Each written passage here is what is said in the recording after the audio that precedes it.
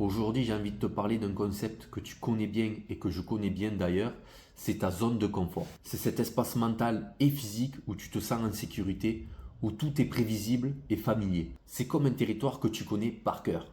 Tes habitudes, tes routines, les personnes avec qui tu interagis régulièrement, les lieux que tu fréquentes. Ce qui est intéressant surtout, c'est que cette zone n'est pas bonne ou mauvaise en soi. En fait, elle a des avantages. Elle te permet de te ressourcer, de te sentir en sécurité, de fonctionner sans trop dépenser d'énergie mentale. C'est un peu comme ta base d'opération. Mais justement, il y a un paradoxe à ça, c'est que si tu restes trop souvent dans cette zone, tu limites ton potentiel de croissance. Pourquoi? Parce que l'apprentissage, le progrès et le développement personnel se produisent souvent quand tu te confrontes à de nouvelles situations qui t'obligent à t'adapter. Et juste à côté de la zone de confort, il y a la zone d'apprentissage ou si tu préfères la zone de croissance. C'est là que les choses deviennent plus intéressantes. Un peu inconfortable parfois, mais sans être complètement terrifiante. C'est dans cet espace que tu découvres de nouvelles compétences, que tu élargis tes horizons. Par exemple, si tu as toujours évité de parler en public et que tu te forces à faire une petite présentation devant quelques collègues bienveillants, tu es dans ta zone d'apprentissage. Ce n'est pas confortable,